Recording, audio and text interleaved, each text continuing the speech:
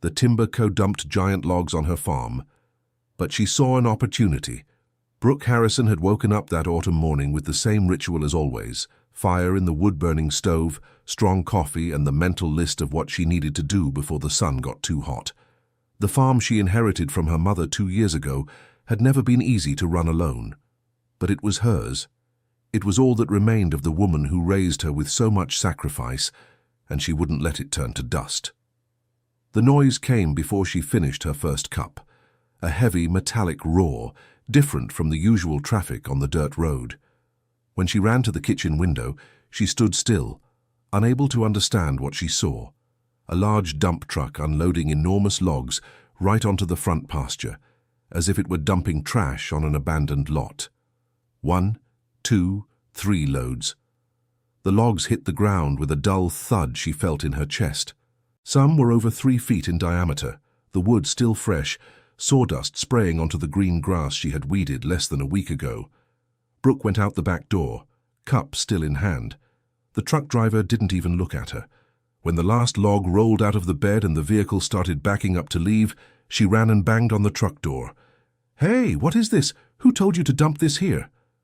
The man rolled down the window just enough to toss a folded paper her way. "It's all explained there, miss." And he left. Brooke stood in the middle of the pasture, surrounded by logs that seemed to have fallen from the sky, paper in hand, coffee going cold. She unfolded the sheet slowly. It was a notice stamped with the Sterling Timber Co., a mid-sized company that had operated in the region for over 30 years. The text said in cold technical language that the strip of land between the farm's eastern fence and the stream in the back had been reclaimed by the company as a temporary disposal area after clearing a plot on a neighboring property. That any questions should be directed to the company's office downtown. Brooke read the paper 3 times. Then she looked at the logs. Then she looked at the White House in the back, with the porch her mother had painted white 2 months before she got sick. She took a deep breath. The smell of freshly cut wood was strong and nauseating. She didn't cry. She didn't punch anything. She stood there for a few more minutes, paper clenched in her fist, listening to the truck's engine fade away down the road. The silence that followed was the kind that hurts.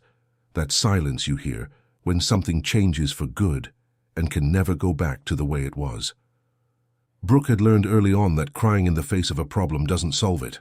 Her mother had taught her this not with words but by example. Martha Harrison was a woman who held back her tears until the middle of the night when her daughter was asleep, and in the morning she got up early and went to work as if the world were normal. Brooke only realized this when she was an adult and had noticed that her mother never complained in front of her, even in the hardest years, even when the price of the harvest dropped by half, and they lived for 3 months on what the garden produced and little else. That was one of the many things about her mother she only understood now. She shoved the paper into the pocket of the green jacket she wore every morning, went inside, put on her sneakers, grabbed the bag with the farm documents and left on her motorcycle toward town. At the county clerk's office, she asked for the original deeds to the property and demanded the clerk show her the map with the exact boundaries. The woman, an elderly lady with white hair who had known Brooke since she was a child, looked serious when she saw the timber company's notice. "This isn't right, Brooke. This stretch here," she pointed on the paper, "has always been part of your mother's deed." "I know, but they're saying it's theirs now. How is this possible?" The clerk stepped away from the desk and came back with a thick folder. She flipped through it carefully, running her fingers over old records, and then stopped at a page. "Look here, 3 years ago there was a partial transfer of this area.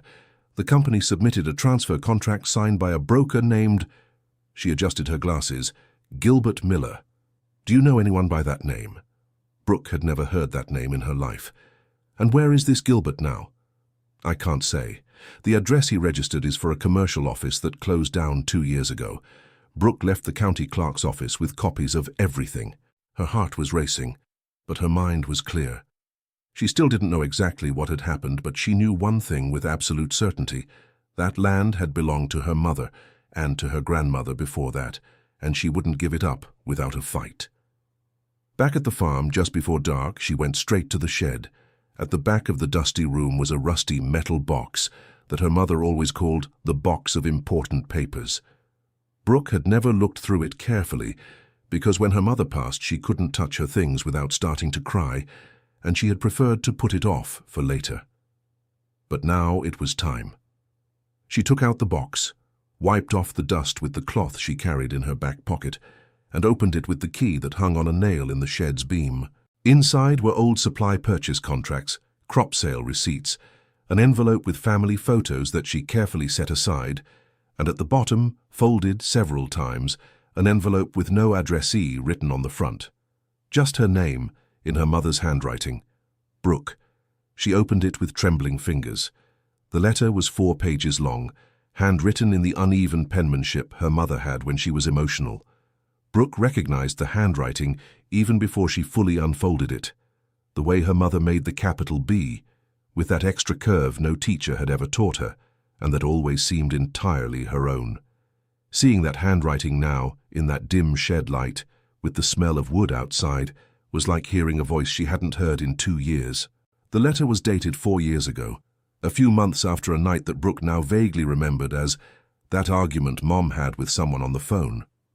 She had come home late from the harvest and found her mother sitting at the kitchen table with the phone in her hand and an expression she couldn't name at the time, a mix of anger and exhaustion and something deeper than anger and exhaustion.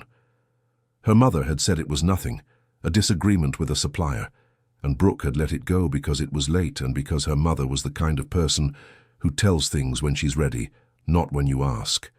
She was never ready to tell. And a few months after that night, she had fallen ill, and the following year was one of hospitals and hope that came and went and came and never came back. The letter explained everything. Arthur Sterling, owner of Sterling Timber Co., had approached Brooke's mother with an offer to buy the farm. The amount offered was absurdly low, less than a third of what the property was worth. Her mother refused without hesitation. Sterling came back 2 more times, each time with different arguments, that the land was in a flood risk area, that the records had issues, that without a company backing her she couldn't keep up production. Her mother refused every time. On the last visit, already angry, Sterling had said a phrase that her mother wrote down in the letter with the exact words, "Mrs. Martha, you can refuse now, but one day this land will be mine one way or another." Her mother had never told Brooke about it. She wrote the letter, never sent it, and kept it in the metal box, as if she knew that one day that paper would be needed. Brooke Harrison stood still for a long time with the letter in her lap. The sun had set completely, and the only light in the shed came from a dim bulb hanging from the ceiling. Outside, through the window, she could see the dark silhouette of the logs in the pasture, like an army standing still waiting for the next move. She folded the letter carefully and put it back in the envelope. Then she stared at the ceiling for a while. "I heard you, Mom," she said softly. "Don't worry." Dear listener, if you're enjoying the story, go ahead and hit that like button, and especially subscribe to the channel. That really helps us beginners. Now, moving on. The next morning, before going anywhere, Brooke went to Mrs. Pearl's house. Pearl was 72 years old, lived less than 2 miles from the farm, and was the kind of woman the whole region respected without quite knowing why. She had come to that coastal town as a young woman, from a family in the countryside, and stayed forever after marrying a fisherman who charmed her in that first week. Her husband had passed away nearly 20 years ago. But Pearl stayed, put down roots, and gradually became a kind of living memory of the place. She knew the stories of every family in the area, knew who had fought with whom, who had lost what, and why. And more importantly, she knew how to keep what needed to be kept until the right moment. When Brooke knocked on the door with the documents under her arm, Pearl opened it before the second knock even sounded, as if she had been expecting her. "I saw the truck yesterday morning," the old woman said, stepping back to let Brooke in. "I was waiting for you to show up." Pearl's house was the kind that stored time within its walls. It smelled of old, well-cared-for things, of wooden furniture polished for decades, of dried flowers in a clay jar on the shelf.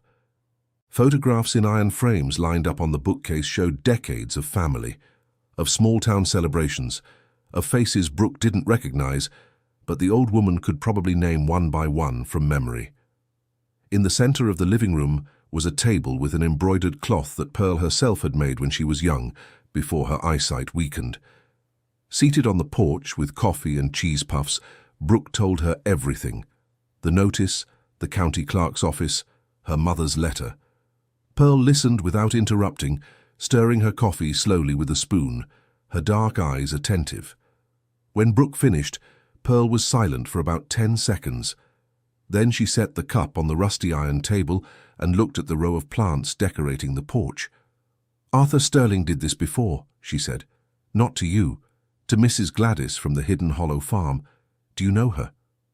Brooke knew her by name, but had never stopped to talk. "What happened to her?"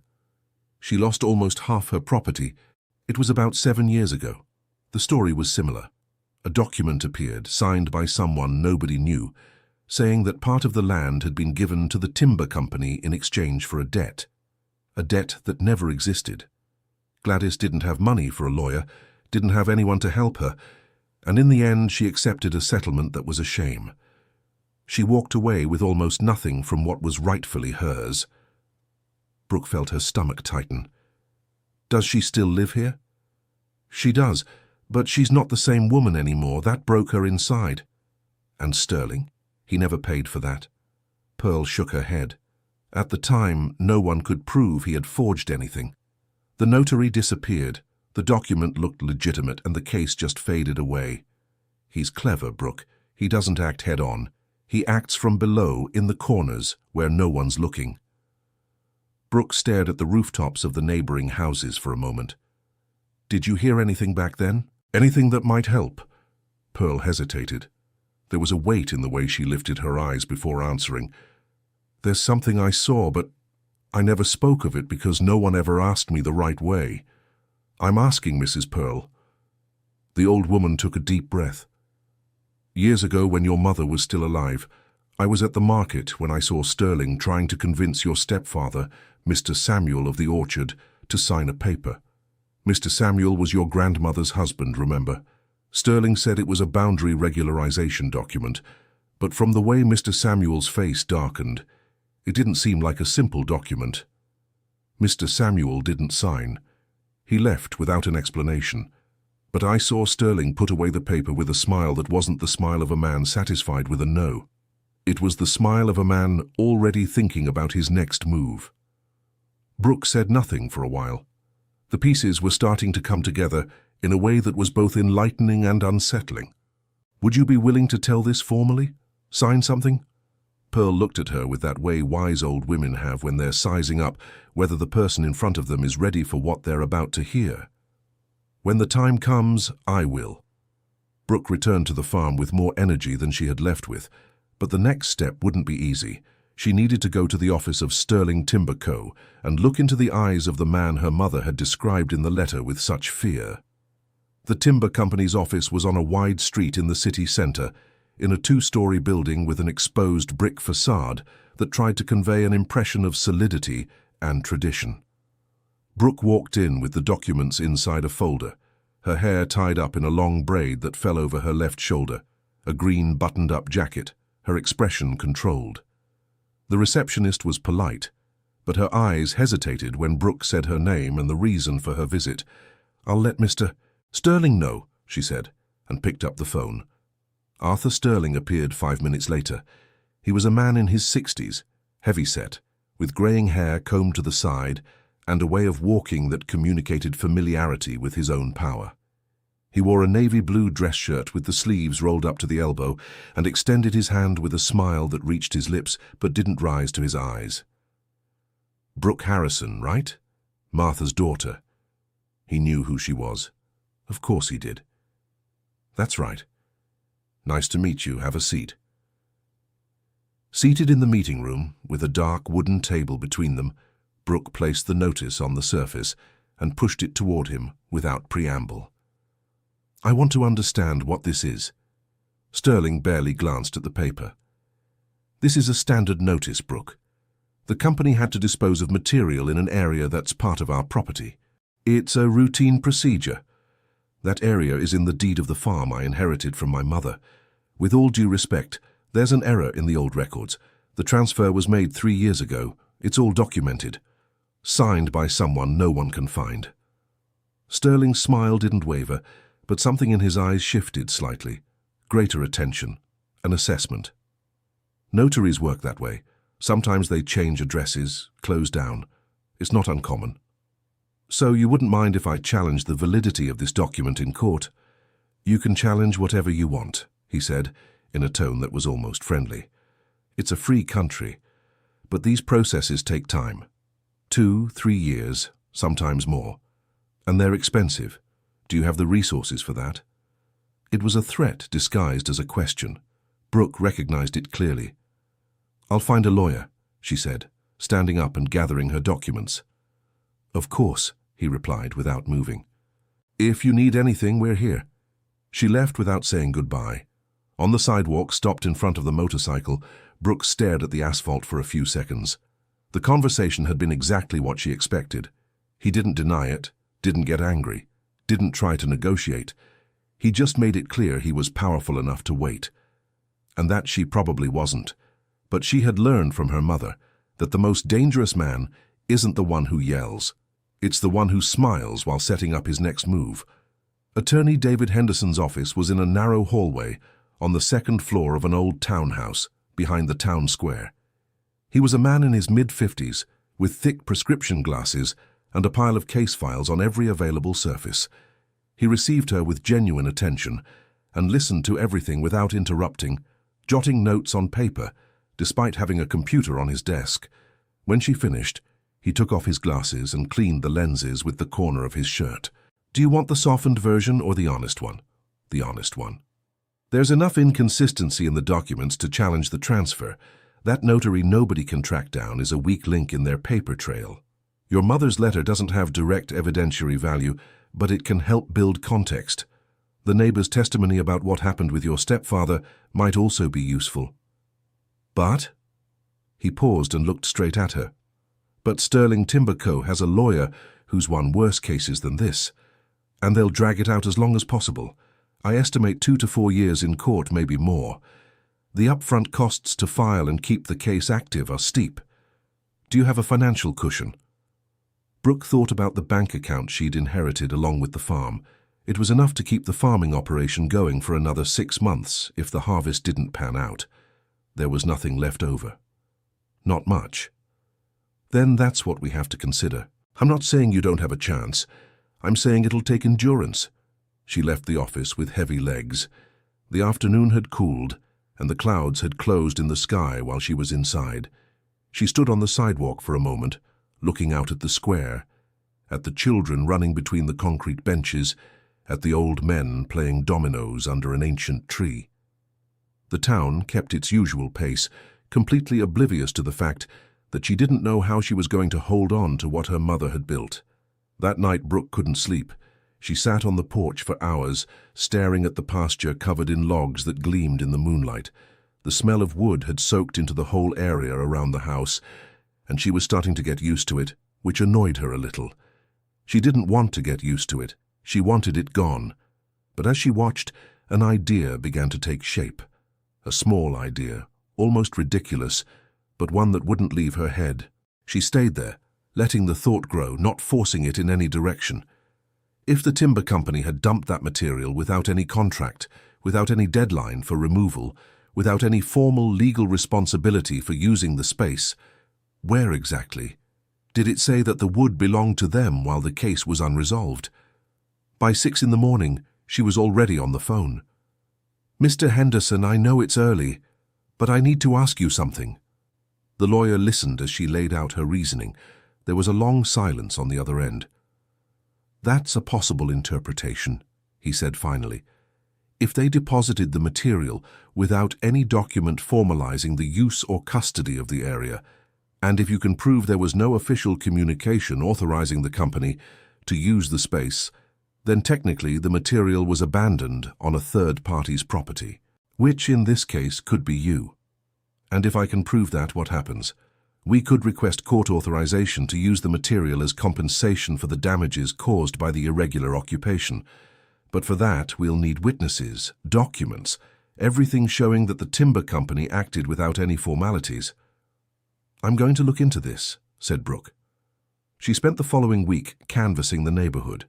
knocking on doors, sitting in living rooms, drinking coffee with people who had known Sterling Timber Co. for decades. Most of them spoke quietly, with the manner of those afraid of being overheard, but they spoke, and Brooke wrote everything down. It was on a Thursday afternoon that something unexpected happened. She was heading back to the farm when a man stepped out from the shadow of a eucalyptus tree near the gate and waved at her. He was around 40, dark-skinned, wearing work overalls and a worn-out cap. She didn't recognize him at first, but he already knew her. "Ma'am Brooke, I'm Caleb. I worked at the timber yard for 15 years. I heard you're trying to find out what happened with the land." Brooke stopped the bike and got off slowly. "How do you know what I'm looking for?" "Small town, ma'am. When someone starts asking questions, word travels fast, especially when it reaches the ears of those who work for the people being questioned." There was something about the way he spoke that was both cautious and resolute, like someone who had made a tough decision and didn't want to back down anymore. "And you came to tell me what?" Caleb looked both ways down the road before answering. "I have copies of internal company documents, disposal reports, work orders, memos between the operations manager and Mr. Sterling. None of them mention any formal authorization to use your area. They just decided it was convenient and sent the truck. I kept these papers because for a long time I'd been seeing things at the company that kept me up at night, and then this happened to you, and I thought, enough is enough." Brooke stared at him for a long moment. "Why are you doing this? You'll lose your job." Caleb gave a faint, joyless smile. "I have 2 kids. When I look at them, I think about how I want them to see me 20 years from now, and I don't want them to see a man who knew things and stayed quiet because he was afraid." She reached out her hand. "Thank you, Caleb." He pulled a folded brown envelope from inside his overalls pocket. She didn't open it there. She waited until she got home. When she opened it, she found 16 sheets. They were copies of work orders with dates, operator names, and cargo descriptions. Not one of them mentioned any land use agreement, authorization from the property owner, or any other document formalizing the dumping. The timber company had simply unloaded the wood as if the pasture were theirs by right, without bothering to formalize anything. She photographed each sheet, stored the originals in her mother's metal box, and went straight to the lawyer with everything. Mr. Henderson read every page in silence. When he reached the last one, he tapped his finger lightly on the desk. "This changes the game." "How much?" "A lot. With this, we have enough material to file a petition requesting a halt to any of the timber company's actions on the property while the case is ongoing, and we can include a request for authorization to use the material that was dumped. It's not guaranteed, but the foundation is much stronger now." "When can we file?" "Give me until tomorrow to draw everything up properly." But before the petition reached the court, Sterling found out that Brooke was gathering evidence, and he didn't waste any time. The following week, 2 of the 3 main buyers of the farm's products cancelled their monthly orders. The first called embarrassed, making up an excuse about inventory. The second didn't even call, just sent a curt message saying they were reviewing their suppliers. The third, a gentleman named Roger, who had been buying Brooke's vegetables for over 5 years, showed up in person, hat in hand, with the expression of someone ashamed of what he was about to say. "Brooke, I need to tell you something. Sterling called me this week. He said your land is under dispute, that any product coming from there could have its supply cut off suddenly, that it's not safe to do business with a property being contested in court." Brooke stood still, feeling the weight of it. "And you believed him?" "I don't know what to believe, but I have a family, Brooke. I can't take that risk." She nodded once, without saying another word. Roger left with that walk of a man who's not proud of himself. Brooke stood in the yard for a long time after his car disappeared down the road.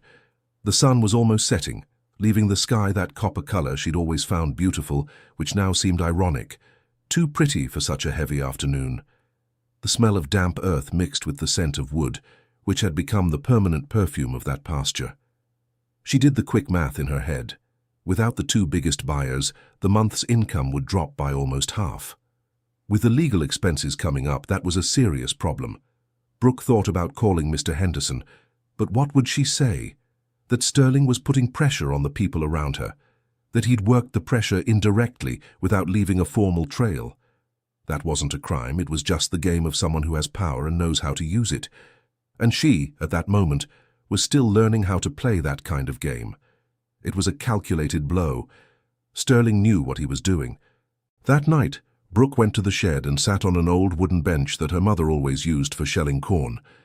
She stayed there in the dark for a while, staring at her own shoes, and then the tears came. Quiet, without any spectacle, the way tears come when you're alone and don't have to be strong for anyone. She cried for her mother, for the shed that smelled of her, for the land that seemed to be slipping through her fingers bit by bit, for the exhaustion that had built up in the 2 years since she'd been on her own. But when the tears dried, she stood up, went to the outdoor faucet, splashed her face with cold water, and went back inside the house. She grabbed paper and a pen from the kitchen drawer and began writing down numbers. The truck had made 3 trips. How much did each load average? She went to the window and stood looking at the logs under the yard light for a few minutes, trying to estimate. Then she went back to the table. If the quantity was what she was calculating, and if the wood was native as it seemed from the quality and the diameter of the logs, she'd seen a photo of a similar log in some craft publication she had in a pile on the shelf. She went to get it. Found it. She ran her finger over a photo of a rustic table made from a single piece of Brazilian teak, with the description, "Board taken from a specimen over 32 inches in diameter." The price was marked in the corner of the page, more than she'd earned in the entire last quarter. She stared at that number for a long time. Then she thought of Faith. Faith Fletcher was a young woman about 26 years old that Brooke had met at a farmer's market in the neighboring town 3 months ago. She worked with artisanal woodworking, making custom furniture using hardwood, and had stopped in front of Brooke's stall to compliment the tomatoes. They had talked for about 20 minutes about organic farming techniques, exchanged contact info, and hadn't spoken since. Brooke picked up her phone. It was almost 10 at night. She sent a message. "Faith, sorry for the hour. It's Brooke from the orchard. We met at the market. I have a question about wood that you might be able to help me with." The reply came in less than 3 minutes. "Hi, Brooke. Of course, feel free to ask." Brooke got straight to the point. She described the logs, the species she thought they were based on the appearance of the bark and the color of the exposed wood, the size, and the estimated quantity. Faith replied with 3 quick messages. "Seriously, are you sure they're that big? Then, because if it's what you're describing, that's worth a lot of money. Then, can I come over tomorrow?" Dear listener, if you're enjoying the story, go ahead and hit like and especially subscribe to the channel. It really helps us who are just starting out. Now continuing. Faith arrived the next morning with her pickup truck loaded with tools and an enthusiasm that seemed barely contained within her. She was a woman of average height, with short hair and calloused hands that showed she didn't treat woodworking as a hobby. She walked through the pasture, touching the logs, sniffing the cuts, tapping them with her knuckle to hear the sound they made. Brooke followed her in silence, letting her work. After about 20 minutes, Faith stopped in the middle of the pasture and looked at Brooke with an expression that was hard to read. "Do you know what you have here?" "I have an idea. You've got Jequitibah, you've got Kumaru, you've got IPE pieces I've never seen in that size outside of photos. This wood was cut from an area that must have had trees over 100 years old, easily. In this condition, for high-quality woodworking, this is gold. And if I got the legal authorization to use it, would you have buyers?" Faith let out a short laugh that wasn't cheap. It was one of lively disbelief. "Brooke, I have 4 carpenters in town who've been waiting months for quality raw material. I have 2 design studios that pay cash. If you get the authorization, I'll have buyers in less than a week." Brooke felt something inside her come back together. It wasn't relief yet. It was possibility. "Then I'll go after the authorization." The next day, she went back to Mr. Henderson with the calculation she'd done the night before and what Faith had confirmed. The lawyer listened to everything and took notes. "So we add to the injunction request a temporary use of the material as compensation for the damage from the irregular occupation," he said, almost to himself, already thinking about the strategy. "It's innovative, but it has a basis. I'll prepare the argument carefully. When do we file? Tomorrow morning. But that same night, Caleb showed up at the farm gate, this time with a grim face. I was let go today, he said without preamble. Brooke opened the gate. Come in. Sitting on the porch, he told her that the manager had called him for a quick talk at the end of the shift and informed him that his position had been eliminated due to restructuring. There was no actual restructuring. It happened the week after he'd stepped out of the eucalyptus shade to talk to her. I knew this could happen, he said, with a calm that took effort, but it was faster than I expected. Caleb, this firing was irregular. You were fired in retaliation. I know, but proving it. Is there a farmers' bureau here in town? He nodded. Then let's go there early tomorrow. You document everything, every detail of the firing, the dates, what was said, who was there, and you hand it over to the bureau. They can help you. Caleb looked at her for a second as if he hadn't expected that reaction. Shouldn't you be focused on your own problem? You took a big risk to help me. I'm not the kind of person who forgets that. He was quiet for a moment. Then, there's more I haven't told you yet, because I wasn't sure I had the nerve. Brooke waited. There are at least 3 other workers I know who've seen shady things inside the company. I never talked to them about what I gave you, but if they knew someone was gathering those proofs, I think they'd speak up. Do you think, or do you know?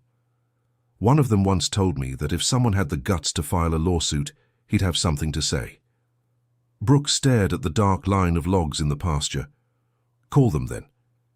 The petition was filed the next morning. David Henderson had worked late to get the wording precise, with Caleb's documents attached and the argument about abandoning material on someone else's property carefully developed. Brooke went to the county clerk's office with him and waited in the hallway while he handed everything over at the window. When he came out, she asked how he saw their chances.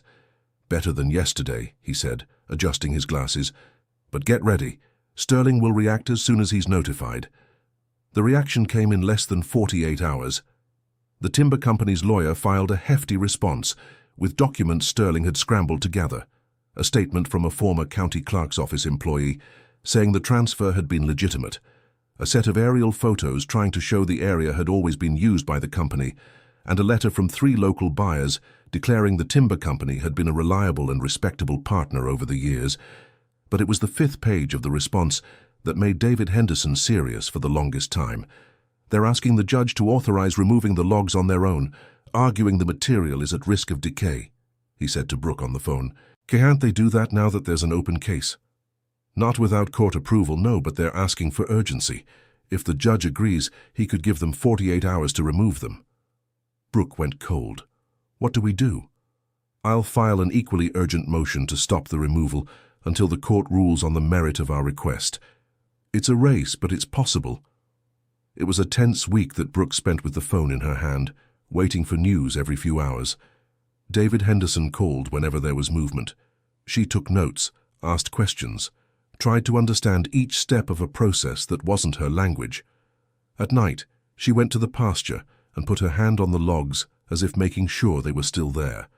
One afternoon, coming back from the market, she saw 2 employees from the timber company standing on the other side of the fence looking at the pasture. They weren't doing anything, weren't coming in, just stood there with their arms crossed, watching. She stopped her bike and stared back at them. They stayed like that for a moment without saying a word. Then the 2 turned and left. She got the message, and she understood she wasn't backing down. That same week, something nobody had predicted happened inside the timber company itself. Caleb had talked to 3 co-workers. One of them, a machine operator named Grover, had kept copies of operation reports for years out of personal habit, without knowing one day it would be useful. Another, an administrative employee named Sylvia, had overheard conversations between Sterling and the company's former lawyer, where they discussed how to handle documentation for disputed areas. She hadn't understood everything at the time, but she had jotted down parts on paper. The third, a retired driver who had worked for the company for 20 years, knew who the dispatcher Gilbert Miller was. He had been a brother-in-law to a manager who had left the company 6 years ago after a fight with Sterling. That thread could lead somewhere. Brooke took the information to David Henderson on a Saturday morning. He stayed quiet for a long time, chin resting on his hand. If we can locate this dispatcher, and he can explain under what conditions he signed the document, it could be decisive for the validity of the transfer. How do we find someone who's been gone for 6 years? He doesn't have to be hiding on purpose. He might have simply moved to another city. The connection to the former manager is a start. Do you know that manager's name? Brooke went back to Caleb. He spoke with the retired driver, who after 2 days remembered the name Douglas Monroe, and also remembered that Douglas had moved to a town about 3 hours from there after leaving the company. Dr. Henderson asked for the information to be included in the case file as a lead to be investigated, and requested that the process of locating the dispatcher be handled through the proper legal channels as a procedural measure. That same day, a different piece of news arrived. Sterling had called a meeting with local farmers at the Community Association headquarters.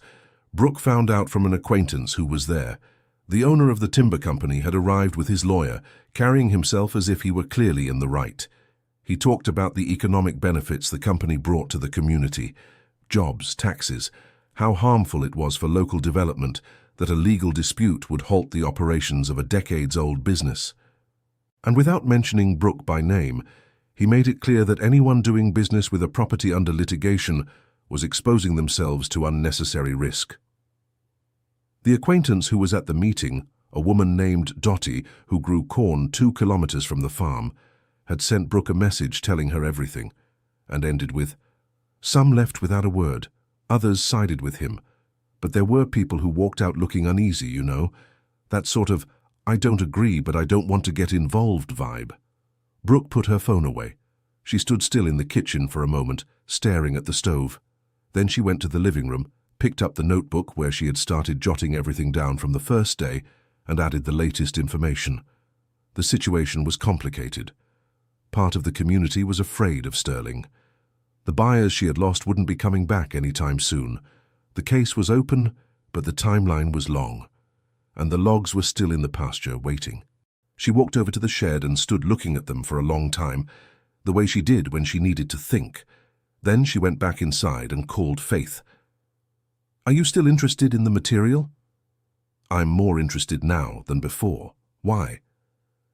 "Because I need a clearer idea of how long we'd have to work if the permit gets approved, and how many people you can mobilize." Faith was direct. 4 guaranteed woodworkers, 2 workshops in neighboring towns that she had discreetly checked with after their previous conversation, and the possibility of 3 more artisans who worked with custom pieces and paid well for quality raw materials. If the permit came through, she could have a team at the farm within 48 hours. And how long would it take to process all the material? With the amount you described, about 3 weeks, maybe 4. Brooke ran the numbers again. The value Faith had estimated per foot of lumber, multiplied by the volume stacked in the pasture, added up to a figure that far exceeded what she needed to cover the legal costs and still make up for what she had lost from the cancelled contracts. It was as if Sterling had dumped the solution to her problems on her farm without even realizing it. But she still didn't have the permit, and the case was far from won. Then, 11 days after the petition was filed, Dr. Henderson called at 7 in the morning, with the voice of someone who just received good news but was still cautious. The judge granted the injunction, suspending any action by the timber company on the property while the case is ongoing. That means they can't remove the logs. Brooke closed her eyes for a second. And the request to use the material? Still under review, but this is already a big step. They'll appeal, for sure. But for now, the situation is stable. The timber company's appeal came through in 2 days. Sterling's lawyer argued that the injunction was harming the company's operations and that the material was deteriorating. Mr. Henderson responded to each point with documentation. Brooke followed everything through WhatsApp, sometimes at 11 at night, replying to the lawyer with additional information she was gathering. It was during this time that Mrs. Pearl made a decision. The old woman showed up at the farm one afternoon with a fabric bag and the determined look of someone who had left home with a purpose. Brooke was on the porch when she saw her coming down the dirt road, wearing her straw hat and wool coat despite the mild day. "I came to sign the statement," she said without preamble. "Mrs. Pearl, I haven't called you yet." "I know," That's why I came. You're carrying too much on your own, girl. I know what I saw, and it's time to put it on paper." Brooke hugged her without warning. The old woman stiffened for a second, then patted her on the shoulder. "Enough, go get paper and a pen and I'll dictate." Pearl's statement, formalized by Mr. Henderson, described in detail what she had witnessed decades ago. Sterling's attempt to have Brooke's grandmother's husband sign a boundary assignment document, the refusal, the businessman's expression. It was a piece that alone didn't define the case, but helped build a record of the man's behavior over time. Mr. Henderson added it to the case together with the documents from Caleb, Grover, and Sylvia. "This is going to make waves," he said. It did. 2 days later, the lawyer for the timber company sent a notice saying that Sterling considered the statements malicious and reserved the right to take appropriate measures. Mr. Henderson read the notice to Brooke over the phone, and she listened without comment. "This is intimidation," he said. "I know," she replied, "and I don't care." But what came next she hadn't predicted. On a Tuesday morning, information arrived through the most unlikely channel. Grover, the machine operator, had spoken to a colleague who still worked at the timber company, and that colleague had said that Sterling was thinking of backing down. Not on the lawsuit, not on the land, but on the logs. Internally, there was a discussion about whether it was better for the company to reach an agreement that included removing the material, thus eliminating the abandonment argument being used against them. Brooke took the information to the lawyer. "If they propose removing the logs as part of an agreement, what happens to our request to use the material?" "It loses its basis. That's why they're considering it. It's a maneuver to weaken our strategy. Then we need to speed up the request for authorization to use it before they formalize any proposal." Mr. Henderson requested urgency in the review of the application for temporary use of the material. And that same week, something neither of them had planned entered the case as a new piece of evidence. The case lawyer had formally requested that the county clerk's office locate additional records regarding the area transfer. And the clerk's office, while conducting the necessary search, had noticed something. Mr. Henderson called during lunch with that tone of someone trying to keep their voice calm. "Brooke, I need to meet you, today." She went to the office in half an hour. "What is it?" He placed 2 sheets on the desk. One was a copy of the transfer document the timber company had presented. The other was an extract from the clerk's office protocol records, showing the dates the documents were filed. "Look at the registration stamp on this document," he said, pointing. She looked. Protocol number, date, time. "And now look at this extract," he continued, sliding his finger to the other sheet. "On that specific date, the clerk's office was closed because it was a municipal holiday. The protocol number on the stamp belongs to another document, completely different, that was registered 3 weeks earlier." Brooke stared at it. "Does that mean the stamp was forged?" "It means the stamp is impossible as it is. Someone used a real protocol number from another document and a date that doesn't match the actual registration. It's a serious document inconsistency. It doesn't conclusively prove fraud, but it raises enough doubt that the document's validity can be challenged." Brooke looked at the 2 sheets for a long time. "When are you taking this to the judge?" "Tomorrow morning." The petition pointing out the inconsistency was filed with the detailed technical analysis. The judge has requested a forensic document examination to confirm what the lawyer raised. The examination was scheduled for 3 weeks later. In the meantime, the temporary authorization to use the material came through. It was a rainy, cold Thursday when Dr. Henderson called with the news. Brooke was in the kitchen listening to the rain hit the old shingle roof. "The judge has authorized the temporary use of the deposited material as partial compensation for the damages caused by the illegal occupation of the area. You're authorized to start processing the material while the main case is ongoing." Brooke braced her hand on the sink for a second. Then she walked to the window and looked out at the soaked pasture, the tree trunks dark with rain. "Thank you, Doctor. Have you called Faith?" "I'm calling her now." Faith's voice on the other end sounded different when she heard the news. Excited, quick, with that productive enthusiasm of someone who had been mentally organizing the operation for weeks. "I'll be there tomorrow morning with the team. Make sure everything is cleared on your end, because we're going to need space to work." Brooke slept better that night than she had in weeks. The next day, before the sun was high in the sky, the farm felt different. Faith's pickup truck came through the gate with 2 others behind it. Woodworkers, assistants, people with saws and equipment that Brooke had never seen up close. There were 6 people in total, each with a specific role that Faith had organized beforehand, with the efficiency of someone who had been thinking about this for weeks. The oldest on the team was a man named Mr. Basil, about 60 years old, with hands that looked carved from the same wood he worked. He arrived in a worn-out apron with a tape measure hanging around his neck, and he was the first to walk through the pasture, touching every log, evaluating each cut with a seriousness that was almost reverent. "There are pieces here that I've never seen in my 40 years of work," he said to Faith in a low voice, as if standing before something sacred. "I knew it," she replied. Then he looked at Brooke. "How did these trees get here, Mom?" "Long story," said Brooke. He nodded like someone who understands that there are stories that don't need to be fully told to be respected. They walked through the pasture, choosing the logs by species and condition, made marks with white chalk, talked in technical language that she only partly understood. Brooke followed behind, listening, learning the names: Brazilian teak, Jequitibá, Garapa. Each one had a different quality, a different color inside, a different way of responding to the saw. And then the work began. The sound of the saws took over the farm with an intensity that was different from the noise of the truck that first morning. It was a productive noise, full of purpose. The smell of fresh wood grew even stronger, but now there was something else mixed in, a smell of process, of transformation, of something being built where before there had only been weight.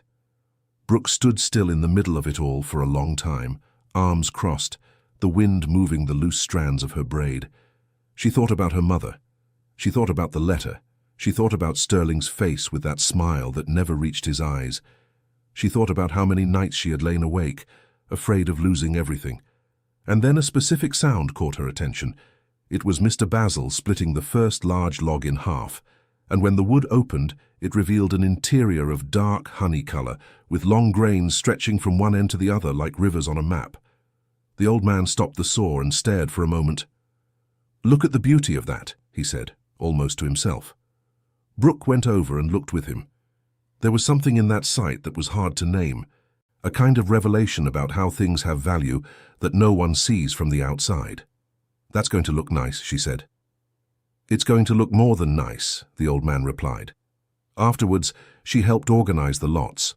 The first shipments went out in 3 days. Faith had kept her promise. The buyers showed up quickly, paid in cash, and came back asking for more. The larger pieces, the ones with impressive diameters, went to workshops that made high-quality tables and countertops. The smaller pieces went to carpenters who worked with objects and decorative pieces. Nothing went to waste. By the end of the first week, Brooke had an amount in her account that she stared at on her phone screen for a long time, hardly believing it. It was more than she had lost from the cancelled contracts. It was more than the cost of the lawsuit so far. It was, strangely, more than she had earned in any quarter from the farm in the last 2 years. She called Dr. Henderson and told him the number. "Good," he said with a quiet satisfaction in his tone. "Set aside a reserve for any additional costs from the lawsuit. The rest is yours." But the story wasn't over. Sterling found out that the permit had been granted and that the work was underway. And this time, unlike before, he didn't send a notice, didn't have employees do rounds, didn't call a community meeting. He went to the farm in person. Brooke saw him arriving by car one afternoon while she was supervising the work in the pasture. He got out alone, without a lawyer, without an employee, without his meeting suit. He wore jeans and a regular shirt, as if trying to look like just a neighbor stopping by for a chat. "I want to talk to you," he said, standing on the other side of the open gate. Brooke stayed where she was in the middle of the pasture, without moving toward him. "You can talk from there." Sterling didn't cross the gate. He stood with his hands in his pockets, looking at the logs being worked on around her. "I came to propose something. You drop the lawsuit, I withdraw the claims. We sign an agreement saying the land belongs to the company, but you have the right to use it for another 10 years. You stay on the farm, no lawsuit, no lawyer fees, no stress." Brooke looked at him for a moment. "And the timber company gets the deed. The land already belongs to the timber company, Brooke. You know that. What I know is that there's a forged stamp on a document your lawyers presented to the judge, and that an expert will be analyzing that soon. For the first time since she had known him, Sterling's face truly changed. It wasn't dramatic. It wasn't a shock. It was a kind of tightening, like someone who stepped on a stair they expected to be there and it wasn't. You don't know what you're talking about. I know exactly what I'm talking about. They stood in silence for a moment. Behind them, one of the saws started up, and the sound cut through the air between them. You're going to regret this, he said. Maybe, she replied, but not today. Sterling left without another word. Brooke watched the car disappear down the road and felt that strange mix of energy and fear that comes when you realize there's no going back, and you don't want to go back at all. The document forensics took place 2 weeks later. The analysis confirmed what Dr. David had raised. The protocol number on the stamp matched an earlier record from another document, and the date on the stamp had never been a business day at the county clerk's office. The expert concluded that there was a material inconsistency severely compromising the document's authenticity. Mr. Sterling's lawyer tried to challenge the forensic methodology. Dr. David refuted him point by point. The judge scheduled a hearing. In the days leading up to the hearing, Brooke was quiet, not out of fear, but out of concentration. She had entered that case without knowing much about how justice worked, and she had learned a lot, sometimes painfully with each passing week. She had learned that the truth, even when clear, needed time and proper form to be heard. She had learned that every step taken in the right direction cost something, whether it was money, sleep, or the patience to see things move slowly. But she had also learned that she wasn't alone. Pearl had signed. Caleb had handed over the documents, even knowing what he could lose. Grover and Sylvia had spoken up despite being afraid. Faith had shown up with her team without hesitation. And Roger, the customer who had cancelled his orders, had called 2 weeks after their awkward conversation to say he wanted to resume supplying once the case was over. I shouldn't have given in to his pressure, Roger had said, with the same shame as before. Forgive me. There's nothing to forgive, she had replied. When everything is settled, we'll start over. The hearing took place on a Monday morning. Brooke wore simple clothes, dark pants and a white blouse, her hair in her usual braid. Dr. David met her in the courthouse hallway with a thick folder and an expression of someone who had slept little but was focused. They walked in together. On the other side, Mr. Sterling was with his lawyer and 2 assistants. He didn't look at Brooke when she entered.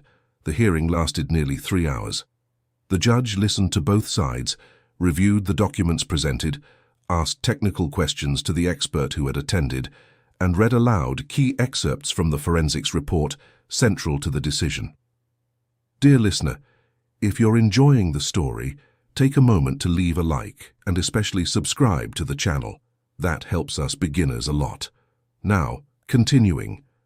The most tense moment came when Mr. Sterling's lawyer presented a new document, claiming to have located the customs broker Gilbert Miller, who had sent a written statement confirming that the transfer had been legitimate. Dr. David immediately objected, questioning the late submission of the document outside the procedural deadline. The judge asked for clarification. The debate between the lawyers lasted nearly half an hour.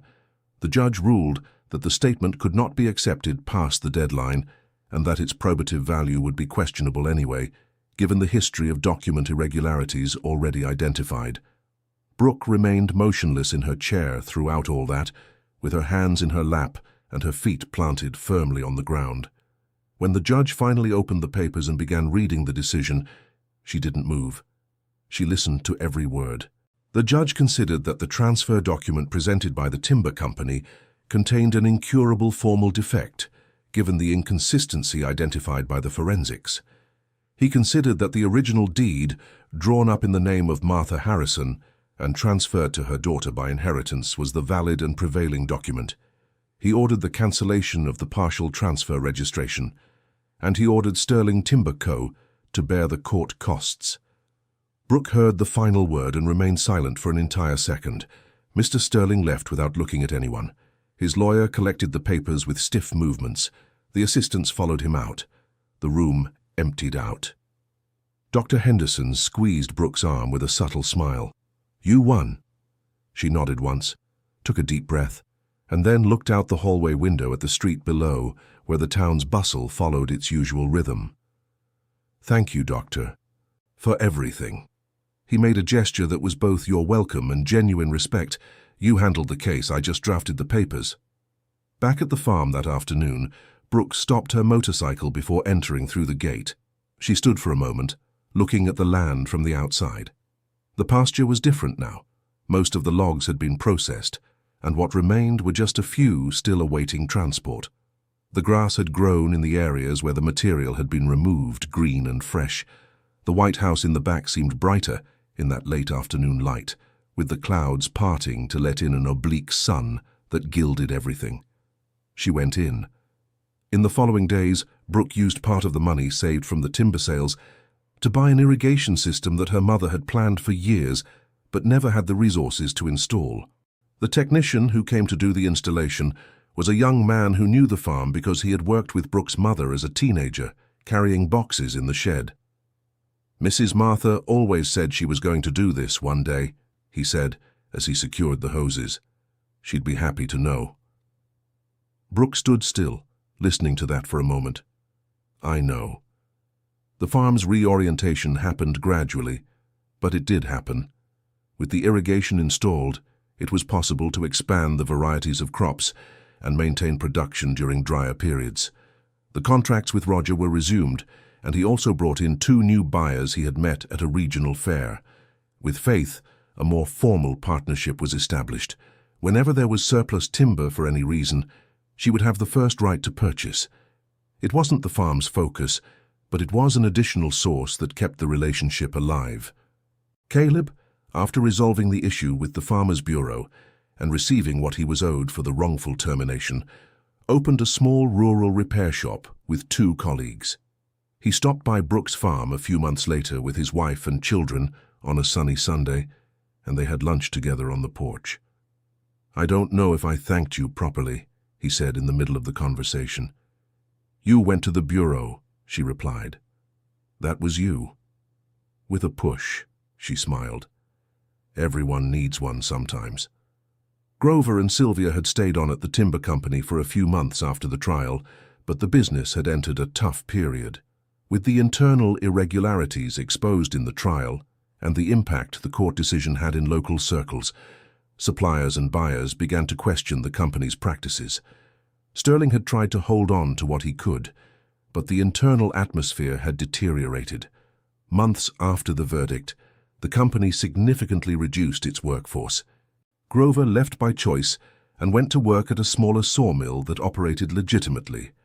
Sylvia changed fields entirely and went to work at an accounting office downtown. Mrs. Pearl remained the way she always was. She showed up at the farm from time to time, with her cloth bag and something she had made in the kitchen, sat on the porch with Brooke, and they talked for hours about big things and small things. On one of those afternoons, when autumn was more advanced and the wind made the branches of the trees around the house sway, the old woman stared at the pasture for a while without saying anything. "Your mother did a smart thing when she wrote that letter," she eventually said. "She didn't send it to me. She didn't need to. She knew you'd find it when the time was right." Brooke looked at the horizon. "Do you think she knew Sterling would try something?" Mrs. Pearl was silent for a moment. "I reckon your mother was a woman who knew people. She knew there were folks who wouldn't rest until they got what they wanted. That's why she left the trail she did. A letter she never sent. A letter she addressed to you. That hung in the air for a while. The wind blew past. One of the chickens Brooke had started raising made its way across the yard. Thank you, Mrs. Pearl, for everything you've done." The old woman made that same gesture she always did, a pat on the shoulder, the way of someone who isn't comfortable with formal thanks. "I did what any decent person would do," she said. "I bore witness to what I saw. The case against the dispatcher Gilbert Miller never reached a formal conclusion because with the main decision already settled, there was no reason to continue it. But through a path that Dr. Henderson had set in motion, it was discovered that Gilbert had signed similar documents for the timber company in at least 2 other cases. both involving small landowners in neighboring towns. That information was passed on to the proper authorities by the lawyer himself, fulfilling his professional duty. What happened after that was beyond Brooke's reach, and she didn't worry much about it. What was hers had been secured. What belonged to others was no longer her problem to solve. The farm carried on. It grew a bit, and it ended up looking like what it once was, but better. One sunny morning, about 8 months after the court decision, Brooke went out to the field that had been buried under logs and stood there for a good long while. The grass had grown green and tall in that area, nourished by the new irrigation. There was no sign that giant logs had ever been there. The land had simply absorbed all that, just as it absorbs rain and drought and everything else that time brings.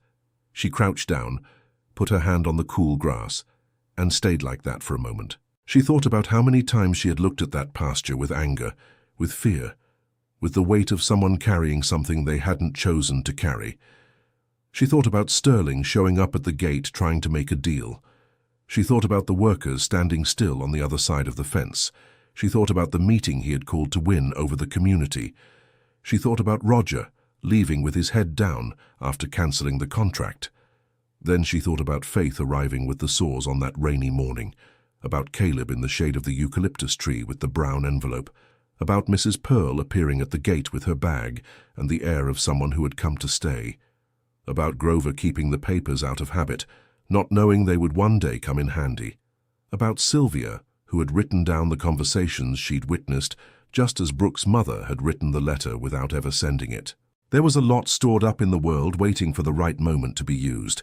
Sometimes you just had to look in the right places, at the right time. She stood up, dusted the dirt off her hand, and headed toward the shed, where there was work waiting. There was still much to do, there always was, but for the first time in a long while it didn't weigh on her. It was simply what life was like in a place like that, on a piece of land that had been planted, defended, and won through the effort of one's own hands. Before stepping into the shed, she stopped and looked at the white house in the distance, with the porch her mother had painted. The sun beat directly on it at that hour, leaving it white and bright as it had always been, as it would remain as long as it was up to Brooke. End of story. Tell us what you felt throughout this story. Do you believe Brooke was right to fight until the very end? Leave your opinion in the comments, give us a like, and subscribe to the channel so you don't miss the next stories.